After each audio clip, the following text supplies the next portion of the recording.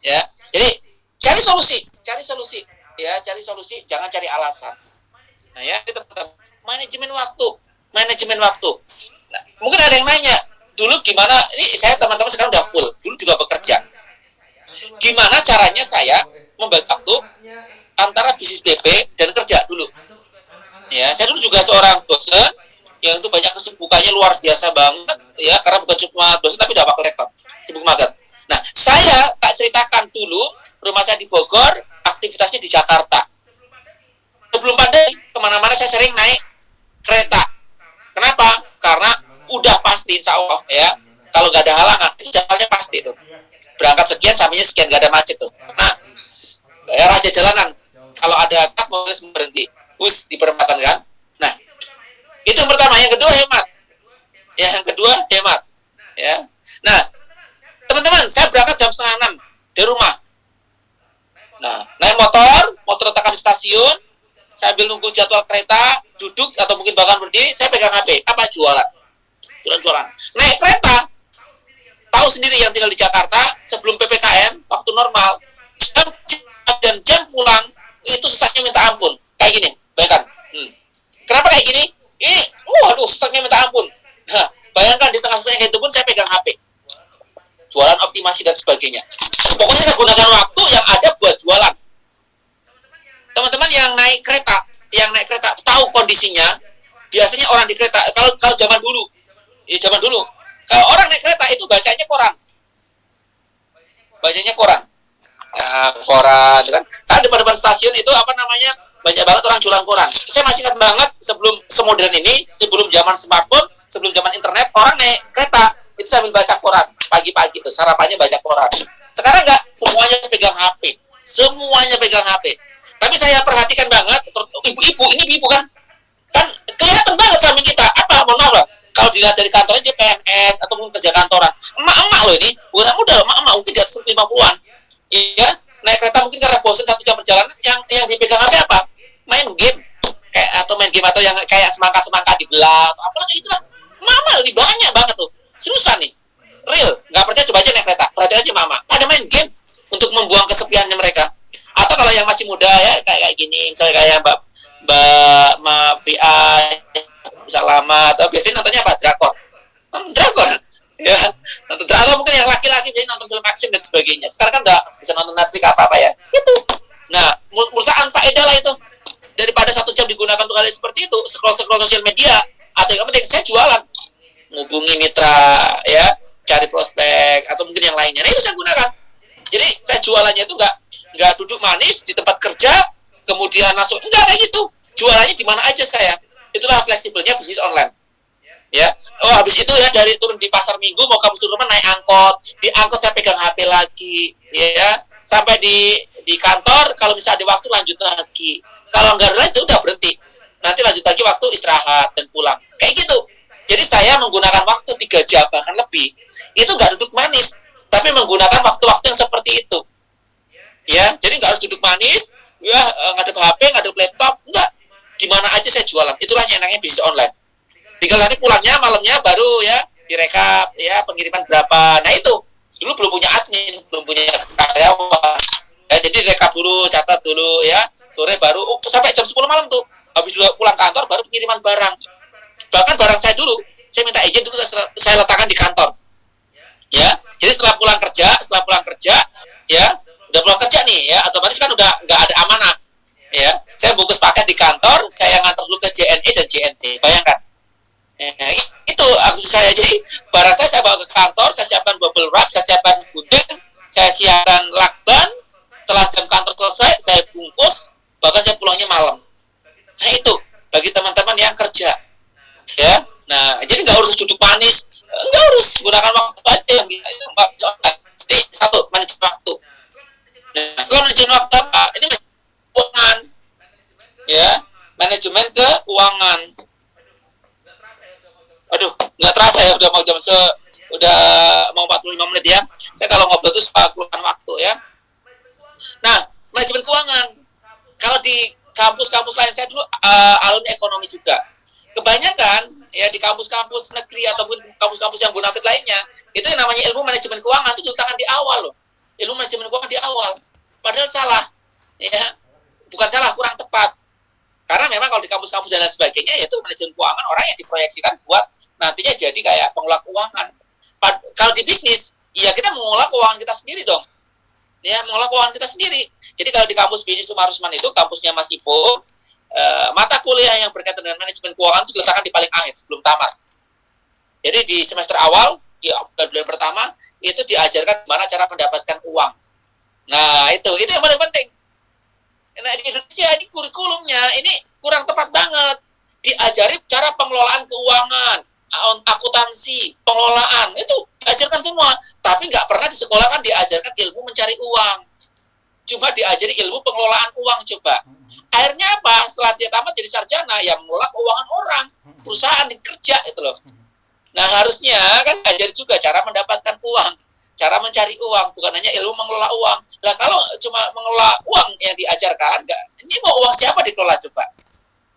Nah, saya kayak di Umar Usman, di semester pertama itu full bagaimana mendapatkan uang, cash flow dan sebagainya. Baru sebelum tamat diajarkan cara mengelola keuangan. Nah, ya, ini penting banget. Nah, satu, teman-teman yang masih bekerja beruntung banget. Kenapa? Karena untuk biaya operasional harian, bulanan, itu masih tercover dari gaji kerja. Nah, ini akan saya cari pengalaman saya pribadi. Insya Allah apa yang saya bagikan di sini adalah yang pernah saya rasakan, yang saya pernah alami, dan insya Allah saya ajarkan. Teman-teman yang bagi bekerja, fokus uang kerjanya ya tadi buat kebutuhan harian, bulanan, rumah tangga. Dari hasil bisnis PP jangan diambil sepeser pun. Ya, jadi bertahan dulu. Ya, bertahan dulu. Ya, bentar. Nah, jadi hasil dari bisnis PP terus diputarkan. Tidak boleh diambil buat kepentingan pribadi. Kalaupun diambil nanti ya buat operasional bisnis. Misalnya beli bubble wrap, beli lakban, atau beli buat beli kayak souvenir BP kayak tas gitu kemarin kan, topi, sepatu, atau mungkin beli buat hadiah dan sebagainya, ikut pelatihan dan sebagainya, nggak apa-apa menggunakan uang dari hasil BP. Tapi jangan beli cabai, beli bawang, beli sayuran dari uang BP, jangan dulu. Bukan nggak boleh, tapi ada masa waktunya. Bukan nggak boleh, ya, ada masa waktunya. Sekarang lagi nanam, ya, tanaman kita lagi mau dibesarkan, butuh pupuk, butuh perhatian, jangan langsung diambil nih, ya. Ini teman-teman baru nanam, belum berbuah, udah diputu, ya, nggak gimana mau tumbuh. Teman-teman baru nanam, niatnya nanti mau diambil buahnya, ini baru tumbuh 1 meter, udah diputik tuh daunnya, udah nggak bakal tumbuh, kerdil dia. Ya, dia belum banyak menghasilkan, profitnya udah diambil, dia nggak akan bisa besar, kerdil tuh. Ya, jadi diputarkan terus. Yang kedua, boleh cek di bisnis apapun itu, dia kalau mau membesarkan bisnisnya, boleh dicek bisnis apapun itu, offline dan sebagainya. Kalau bisnisnya besar, dia butuh yang namanya suntikan dana. Misalnya ada orang yang mendirikan bakso, ya, bukan, saya sebut aja kuliner lah ya. Ada orang yang buka restoran kuliner, ini maju. Pasti, kalau dia jiwa entrepreneur, bukan jiwa pedagang, dia pasti ingin mengembangkan restonya. Dengan apa? Dengan buka cabang. Entah itu di tempat lain atau kota lain. Ya, kalau di jiwanya entrepreneur, pasti dia ingin buka cabang. Tapi kalau bukan jiwa entrepreneur, dagang, ya udah, satu aja cukup. Nah, itu bukan pebisnis, itu pedagang gitu. Ya, nah, ketika dia ingin mengembangkan bisnisnya di tempat lain, bahkan lebih dari satu, dia butuh yang namanya tambahan dana. Nah, caranya ada beberapa, ya. Yang pertama, dia cari investor. Ya, cari investor. Atau mungkin dia selain cari investor, mungkin dia akan buat semacam kemitraan. Ya, baru ini dia nih udah bagus banget ya. Dia yang pribadi, dia pengen cari investor, nanti tinggal bagi hasil. Atau dia kalau mau lebih cepat cari kemitraan, jual kemitraan, gitu. Atau ya, ini yang cara yang paling cepat tapi agak salah dan nggak saya sarankan, itu dia dengan mencari tambahan dana dari bank. Ya, dan bank biasanya sangat senang sekali memberikan pinjaman untuk model-model seperti ini. Nah, strateginya adalah biasanya ini ilmu cukup tahu aja, jangan dipraktekkan. Seorang ya, yang dia punya, ini ada 2 orang ya, dia punya usaha resto, berkembang maju, dia ingin mengembangkan di kota B, tapi dananya belum cukup. Nah, biasanya dia akan mencari pinjaman dari bank, nyari dana pinjaman bank. Kemudian untuk membayar, ini kan biasanya baru dibuka ya, yang kedua ini baru dibuka, biasanya belum stabil. belum terlalu menghasilkan, cukup untuk operasional. Nah, untuk membayar bulanannya dia menggunakan profit dari yang otat yang pertama tadi. Jadi otat yang pertama ini dia akan membackup untuk pembayaran bulanan yang toko kedua karena belum berkembang. Nah, itu caranya. Ya, jadi cara untuk mengembangkan usaha itu butuh dana, tambahan dana. Tadi mencari investor atau mungkin buka kemitraan franchise atau langsung cara tercepat itu adalah dengan minjem uang dari bank. Nah, saya nggak menyarankan ini.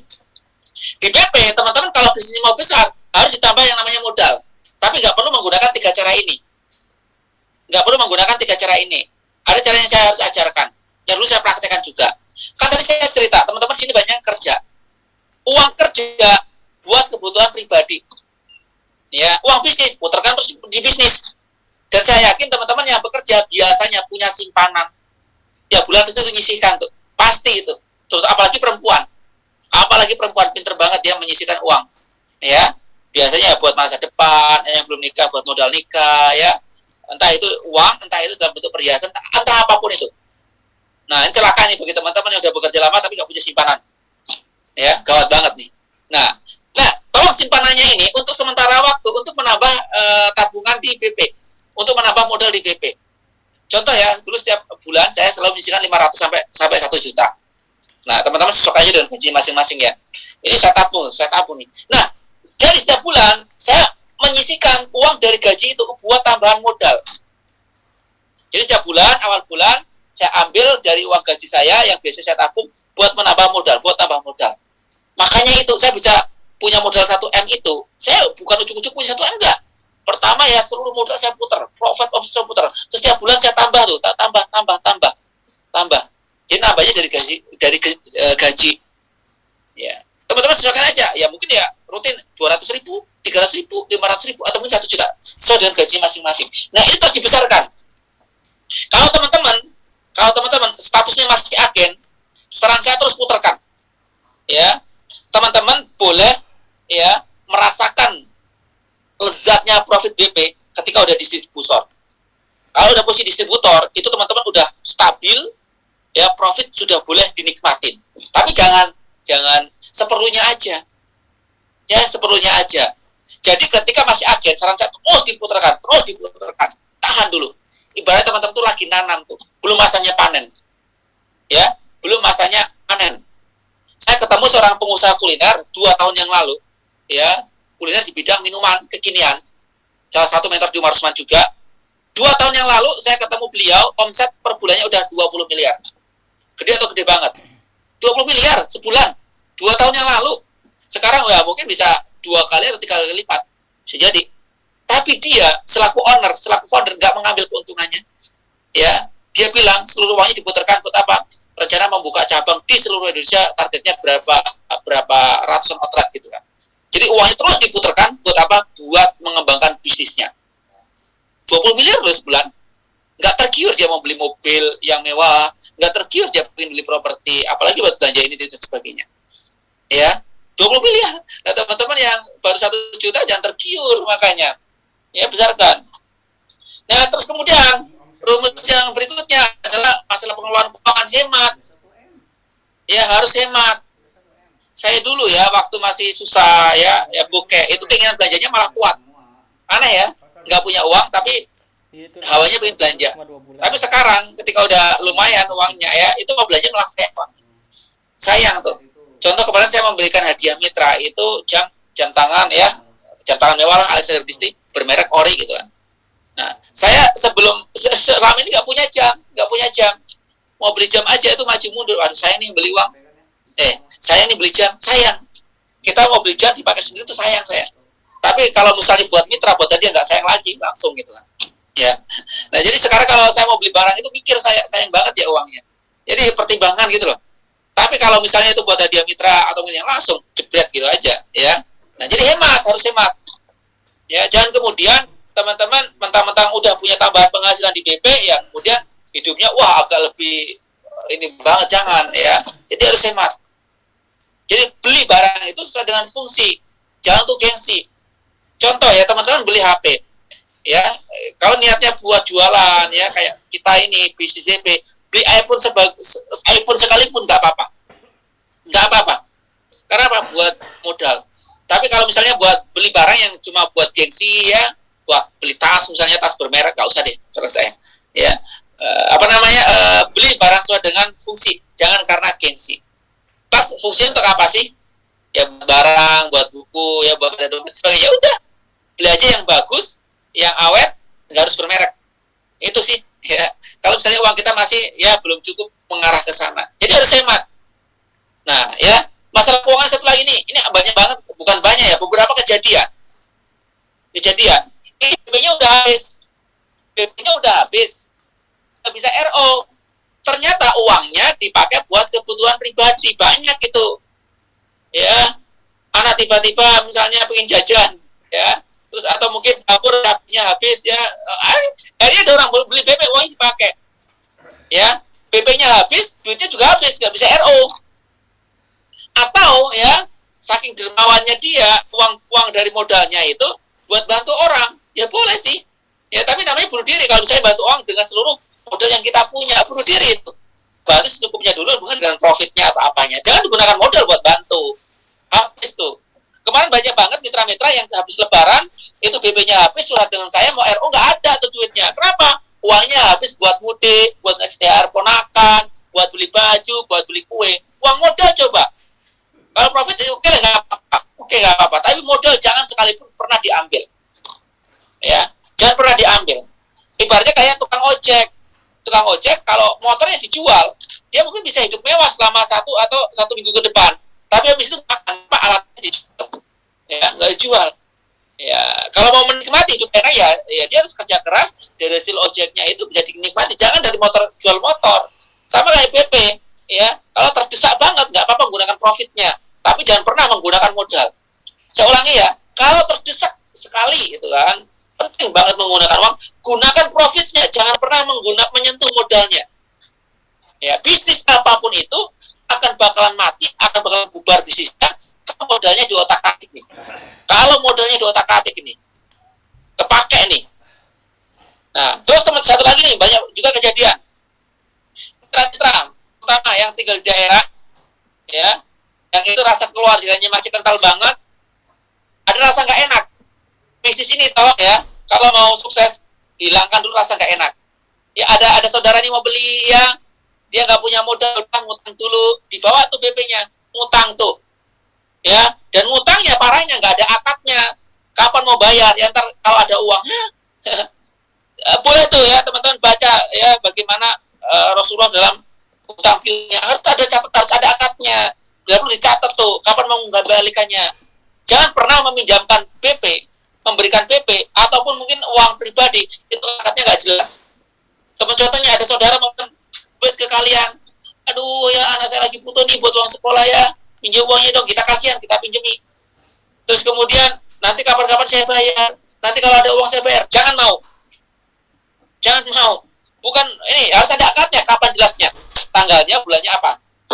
Saya mau bantu ya, tapi kalau boleh tahu nanti kira-kira kapan bayarnya. Saya bayarnya setahun, jangan setahun. Saya butuh juga uangnya. Kalau mau saya bantu. Tapi ya tanggal akhir bulan 3 bulan dibayar. Sanggup nggak? Kalau sanggup saya pinjami, kalau nggak ya mohon maaf. Karena uang ini mau saya gunakan. Nah, lebih baik teman-teman dengan saudara, dengan teman harus kayak gitu. Kalau ada yang minjem, ya akadnya harus jelas. Ya, misalnya ya ada saudara mau minjem nih, mau dibayar 2 bulan lagi.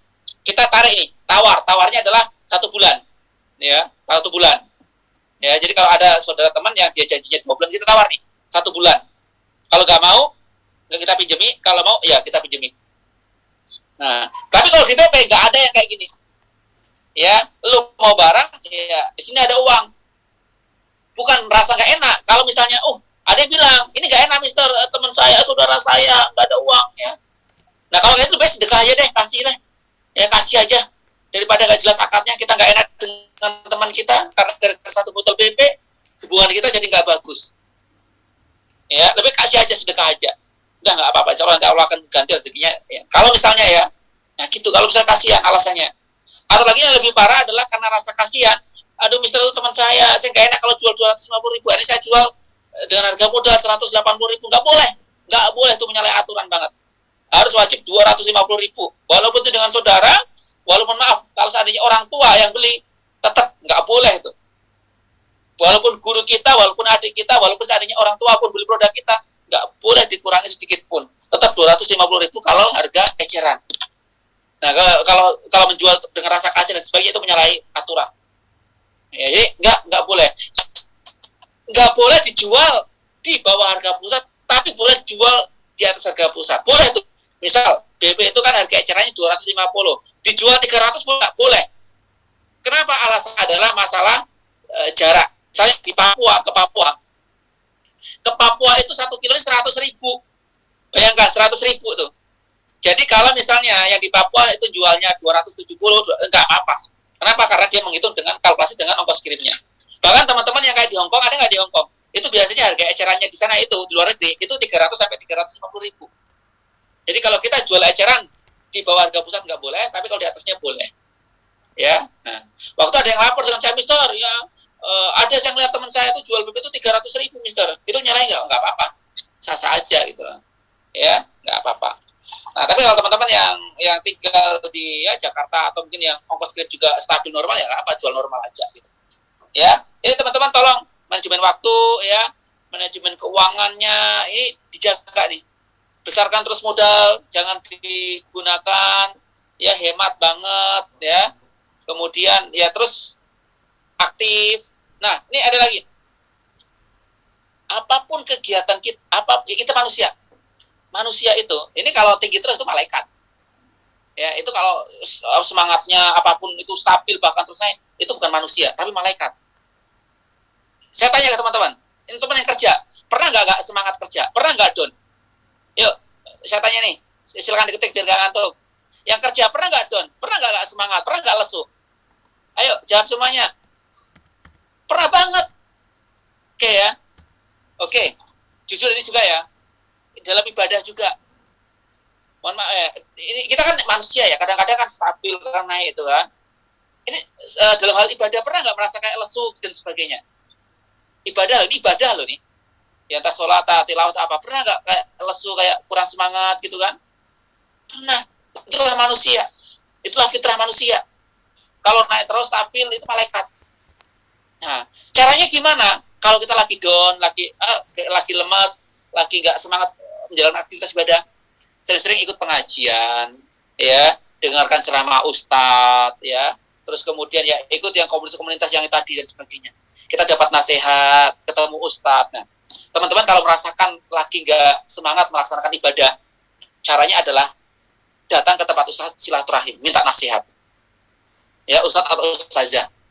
Yang kedua, ya ikut sering kajian, entah itu online, entah itu di masjid, atau apapun itu. Ikut ceramah, ikut kajian. Ya, terus kemudian banyak baca Al-Quran, walaupun paksakan itu. Nah, itu caranya. Kalau kita lagi insya Allah teman-teman nggak mengalami ini ya. Tapi kalau mengalami ini tipsnya. Nah, sama halnya dengan bisnis. Bisnis apapun itu, teman-teman, yang namanya down, yang namanya lesu itu ya hal yang lumrah. Kita boleh down, tapi jangan seterusnya down. Ya, kita harus naik lagi. Nah, ini tipsnya kalau teman-teman down, jangan pernah meninggalkan komunitas BP ini. Down atau nggak down, ikut pembinaan. Mungkin kita lagi nggak lesu, mungkin kita dengarkannya nggak sepenuh hati, nggak apa-apa. Mungkin kita cuma lewat YouTube, mungkin kita videonya di nggak apa-apa. Lagi down, lagi kemajuan, harus tetap ikut pembinaan. Minimal, paling minimal, kan setiap hari ada banyak banget pembinaan ya. Minimal teman-teman yang nggak boleh ditinggalkan ini, ya. Dalam arti kalau misalnya ya bertepatan dengan jam kerja, teman-teman boleh ikut siaran ulang malamnya atau mungkin ya gimana caranya. Itu yang pembinaan jam 3 dini hari dengan Mas Ipung. Ya, pembinaan jam 3 dini hari. Terus yang kedua, bagi perempuan yang kajian itu muslimah setiap hari Selasa. Yang ketiga, ya hari Rabu, kayak hari tadi, pembinaan yang Mas Ipung mendatangkan tamu. Kemudian yang Jumat dengan Mr. Jos dari PPK. Yang Sabtu dengan Mas Ipung. Itu yang paling penting. Kan banyak tuh kan dari PPK kan dari Senin sampai Rabu ada dan sebagainya. Tapi yang terpenting pembinaan yang wajib harus diikuti lagi sibuk, lagi nggak semangat ini, ya. Jam 3 dini hari Senin, Selasa khusus perempuan yang kajian muslimah, yang hari Rabu pagi, Jumat sore dari PPK, Sabtu sore itu dari Mas Ibu. Kalau misalnya berhalangan karena lagi di jalan, entah itu ada kerjaan, tolong gunakan waktu yang nganggur, ya, itu hari itu juga. Misalnya nih, pembinaannya pagi, nggak bisa ikut karena kerja, udah harus ikuti ulang malamnya. Jangan besoknya. Kalau besok feelnya udah beda, karena udah beda hari. Ibaratnya martabak itu yang enak dimakan ya hari itu juga. Masih anget, masih kenyal, teksturnya masih enak lah. Martabak kalau dimakan besok, masih enak juga dimakan, tapi udah beda rasanya. Tetap bisa dimakan, tapi udah nggak enak. Sama kayak ikut pembinaan, tertinggal, kita nonton seminggu lagi, udah beda feelnya. Udah beda feelnya itu. Jadi harus hari ini juga. Oke ya, banyak banget yang ingin saya sampaikan, tapi karena saya harus menulis buku, Mas Ayi mungkin ada 1 atau 2 orang yang bertanya. Insya Allah nanti kita akan rutinkan seperti ini ya, karena saya harusnya ini udah 1 jam Mas Ayi saya ngomong nih. Harusnya jadwal saya ngomong itu cuma sekitar 30 menit, kemudian 15 menitnya itu untuk diskusi. Ya, jadi Mas Ayi waktu 10 menit mungkin, pokoknya waktu 10 menit Mas Ayi. 1, 2, atau 3 orang yang penting waktu 10 menit yang ingin bertanya. Kita akan rutinkan nanti untuk konsultasi dan diskusi seperti ini. Oke Mas Ayi, silakan di handle. Kalau ada yang mau bertanya silakan dibuka itunya. Oke, baik. Boleh bertanya mungkin di luar ini nggak apa-apa. Boleh bertanya di luar yang sampaikan ini. Mungkin yang lainnya boleh. Masya 2 orang. Mister, nasihat coaching dan motivasinya kita semua. Oke, kita buka sesi pertanyaan. Bagi yang mau bertanya silakan bisa diresen langsung bertanya ya. 2 orang. 2 orang langsung Mas Ayi lanjut, jadi langsung dirangkum biar saya jawab ya. Silakan. Ada Mas Zal Aidi. Ya, silakan Mas Zal Aidi. Suaranya. Bisa dibuka suaranya. Assalamualaikum. Halo? Ya. Waalaikumsalam warahmatullahi wabarakatuh. Ya, Pak Zal. Warahmatullahi wabarakatuh, Mister ya. Terima kasih atas waktunya. Alhamdulillah atas coaching malam ini, ilmu yang sangat bermanfaat, manajemen waktu dan manajemen keuangan. Yang kami tanyakan tentang masa pembinaan ke mitra-mitra ke bawah kami, Mister. Ada yang mitra kabur tanpa izin, tanpa pemberitahuan, tanpa ini. Jadi tip-tip atau trik-trik mempertahankan mitra agar tetap konsisten tetap bersama kita, Mister. Terima kasih. Oke, 1 lagi Mas Ayi. Oke, silakan satu lagi. Bila ada yang mau bertanya silakan resen. Bebas. Ya. Oke. Yang pertama itu ada Mbak Indah. Silakan Mbak Indah. Assalamualaikum, Mister. Waalaikumsalam Mbak Indah. Ya, Mister, mau nanya nih, kan saya punya kolam kecil, maksudnya untuk menampung mereka yang belum mau bergabung. Cuma mereka sudah berusaha untuk ya pengen ikut jualan BP gitu, Mister. Nah, di situ saya istilahnya kayak sharing profit gitu dengan mereka. Jadi mereka jual ke customer mereka gitu. Dan ya saya kasih sharing profit berapa aja yang saya kasih ke mereka gitu. Oke. Jadi ya saya jawab ya. Waktu pernah ditanyakan Mbak Indah, jadi saya udah paham arah pertanyaannya di mana. Oke, yang pertama dari Pak Zal, ya tetap berprasangka baik kepada mitra kita, ya tetap berprasangka baik. Jadi ada beberapa mitra yang itu nggak aktif gitu kan, di grup nggak aktif, terus kemudian dia nggak RO dan lain sebagainya. Saya pernah mendapatkan mitra seperti itu. Nah itu ya kita cari kok biasanya aktif, biasanya RO, kok nggak RO? Biasanya ada masalah tuh. Oh ternyata orang tuanya sakit, ya, terus kemudian modalnya itu terpakai tuh buat perobatan orang tua. Nah, kita kan nggak tahu kayak gitu. Kalau kita nggak tanya, nggak tahu. Ya, taunya ya, ini mitra kemana nih, nggak pernah ikut pembinaan, nggak pernah dan sebagainya. Nah, jangan. Jadi tetap harus berprasangka baik. Coba tanya lebih lanjut, nih ada masalah apa. Jadi kalau kayak gitu Pak Zal, coba ditelepon atau apa, Pak mungkin ada masalah, cerita aja. Nggak usah ngomong lebih, cerita aja.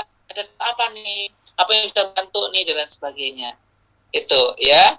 Nah, tetap berprasangka baik, cari tahu dia mungkin lagi ada masalah pribadi atau apa, kita mungkin bisa cari solusi atau mungkin sambil diskusi arahnya kemana gitu. Nah, jadi tetap berprasangka baik kepada mitra kita.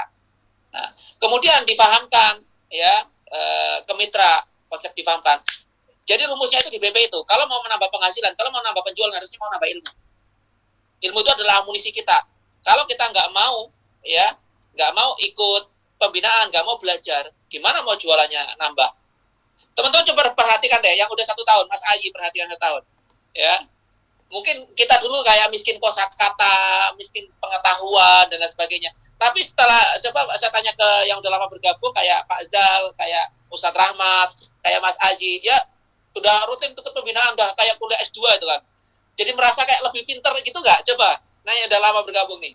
Dari segi ininya aja belum, ini saya nggak nanya omsetnya loh, belum nanya omsetnya loh. Nama teman-teman ada ikut pembinaan kan ya? Bandingkan diri kalian sekarang dengan setahun yang lalu, merasa berbeda nggak dari segi keilmuan, wawasan dan sebagainya? Coba Mas Ayi, Mas. Iya betul, Mister. Iya betul, Mister. Alhamdulillah. Dalam segi Bukan ilmu ilmu saja, tapi dari segi karakter dan mindset.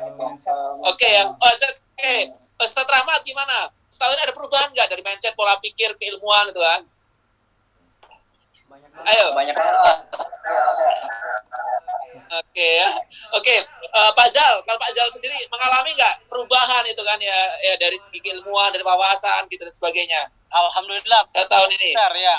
Tambah ilmu, tambah percaya diri. Alhamdulillah. Ya, jadi ya sekarang ini mungkin kalau kita ngumpul dengan teman-teman kita, dengan saudara kita yang dia bukan mitra PP, itu kayak kita paling cerdas sendiri itu loh. Masa enggak sih? Kayaknya wawasan kita tambah banget, tambah ilmu. Jadi apa yang kita sampaikan itu enggak sekedar omong kosong, kalau dulu ngomong aja. Sekarang yang kita sampaikan itu adalah saripati dari ilmu-ilmu yang kita pelajari dari ustadz, dari ya mentor-mentor kita itu loh. Terus kita ngambil, kita maknai, dan kemudian kita akan sampaikan ulang tuh dimanapun kita berada.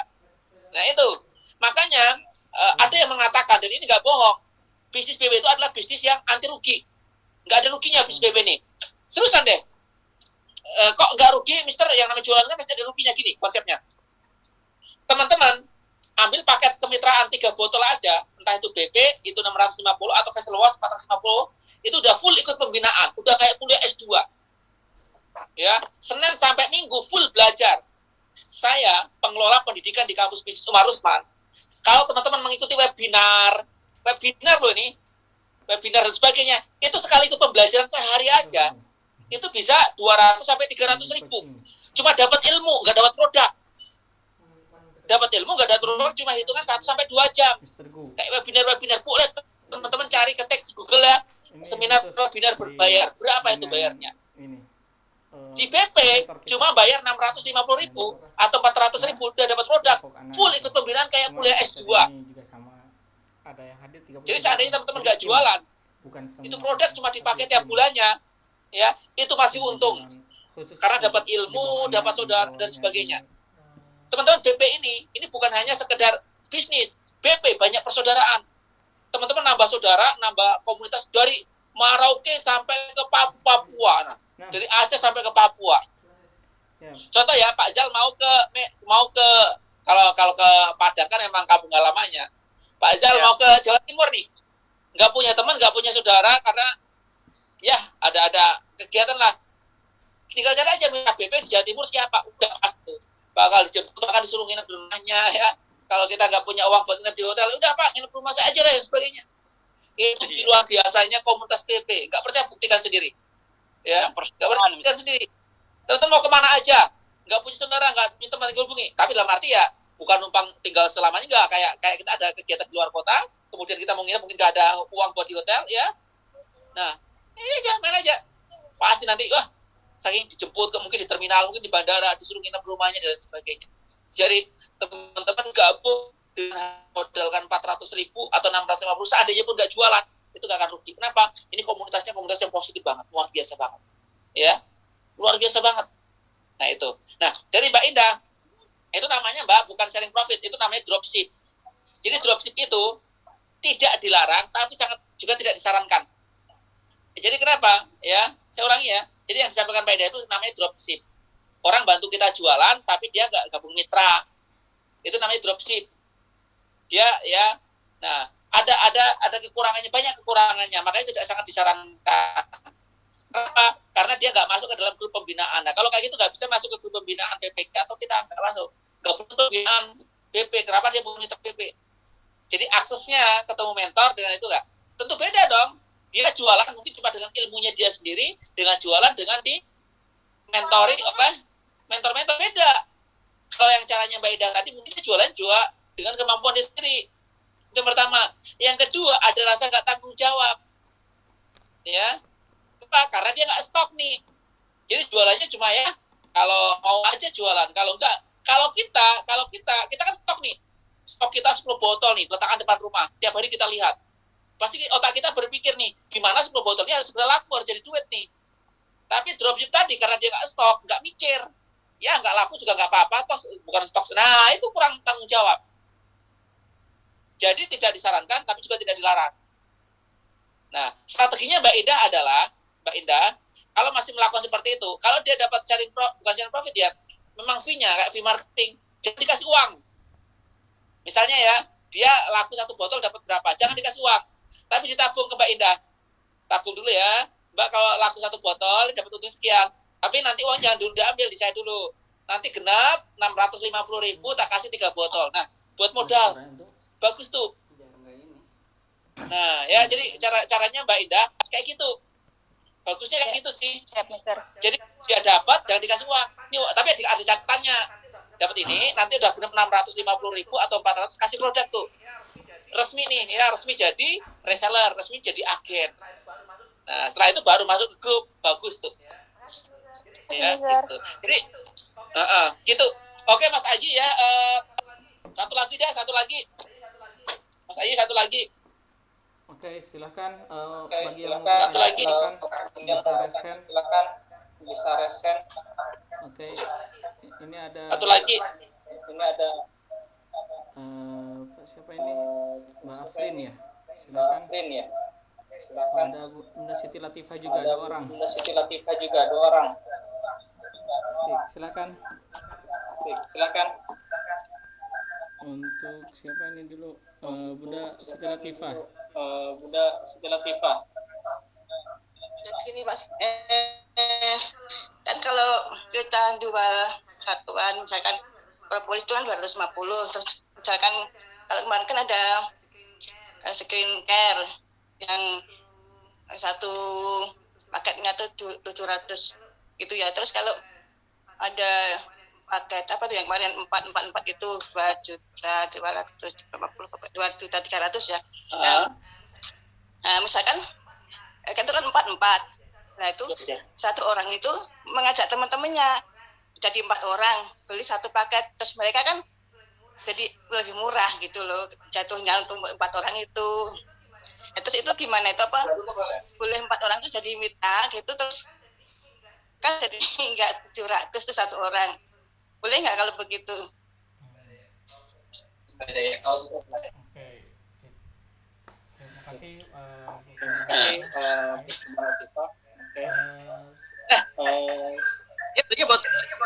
Dia belinya buat konsumsi kan, Mbak Latifah ya? Buat konsumsi. Kalau dia belinya buat konsumsi, ini beda loh. Konsumsi nggak apa-apa, boleh. Tapi nggak boleh adalah kalau misalnya buat jalankan bisnis. Kan yang jalankan bisnis cuma 1 orang. Kalau kemudian dia, nah itu nggak apa-apa. Sama halnya nih. Kalau kita belanja ke ke pasar Tanah Abang, ya kan, Pak Zal pasti belanjanya juga ke pasar Tanah Abang karena juga pedagang. Itu harga satuan, harga kodian, harga luksinan itu beda tuh. Metro. Nah, Abang. ya oke ya. Nah, saya mau beli baju nih. Tapi kalau beli satuan mahal, ya kan? Kalau beli banyak untuk apa juga? Beli banyak juga untuk apa? Kan saya cuma mau 1 atau 2. Nanti supaya saya ini hubungi teman-teman, mau nitip nggak? Akhirnya kita nitip, gitu kan, bareng-bareng, dapatlah harga grosir. Nah, setelah itu kita bagi, nggak apa-apa itu. Sudah. Oh ya. Kalau kecuali buat bisnis.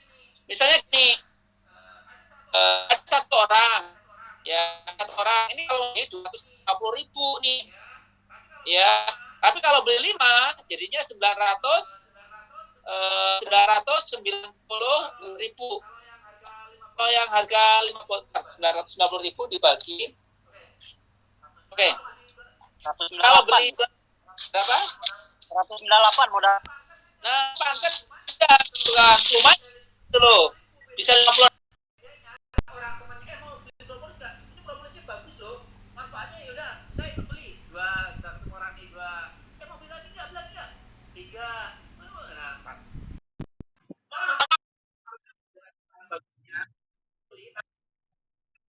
Tetapi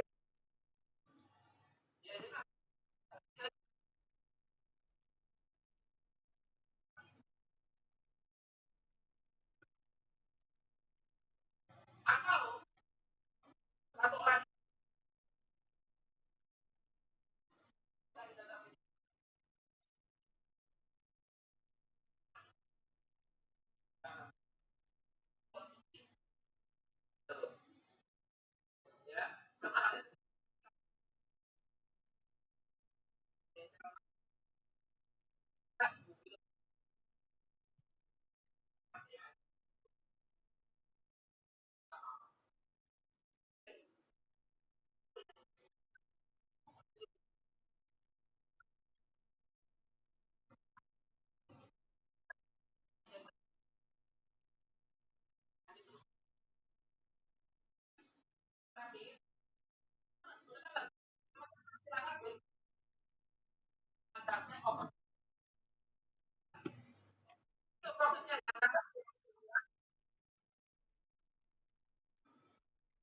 nanti kita ya.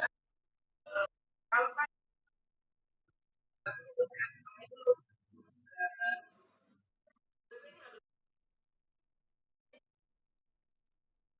di kota ini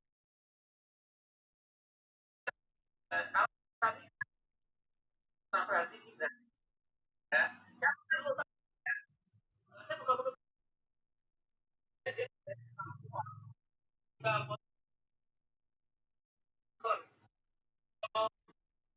ya. Itu dulu overbudget ya. Nah, profit berapa?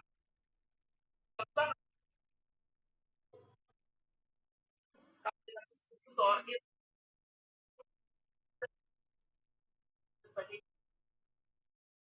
kira tuh teman-teman kalau masih ya ini bisa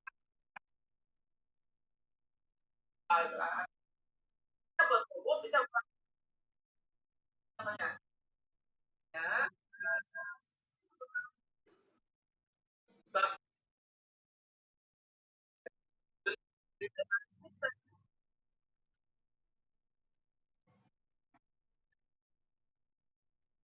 Bisa loh. Ya, kalau Bapak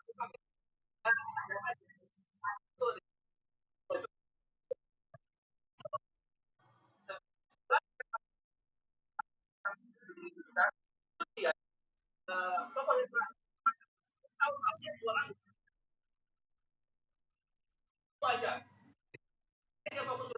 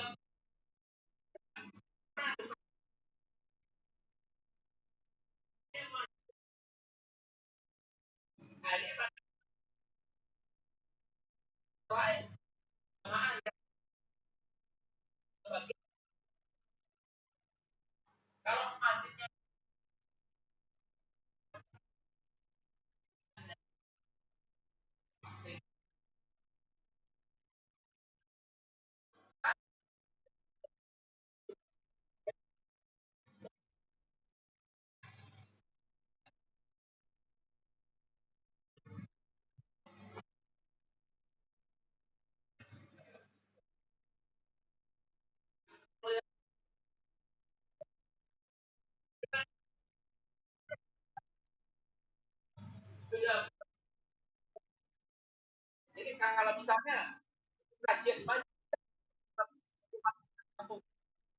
ya udah karena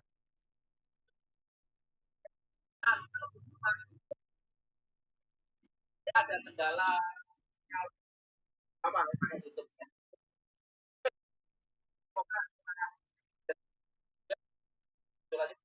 ya. Oh ya, ada kabar gembira dari Mas Adi. Itu tadi ini karena kami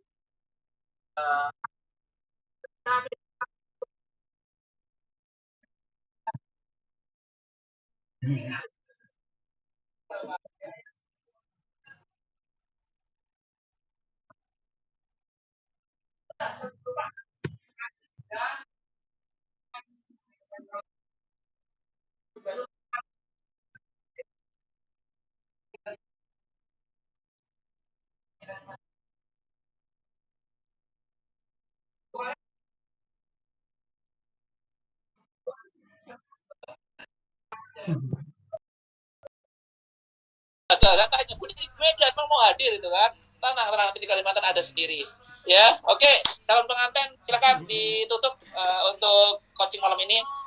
Oke, masya Allah, jazakallah khairan Mister. Mungkin itu ya, insya Allah minta doanya dari semua gitu yang mudah-mudahan acara hari Ahad nanti lancar. Minta doanya nanti kalau ada yang bisa di acara silahkan ya di tepatnya di daerah Bekasi Cibitung ya, di samping stasiun Cibitung gitu ya.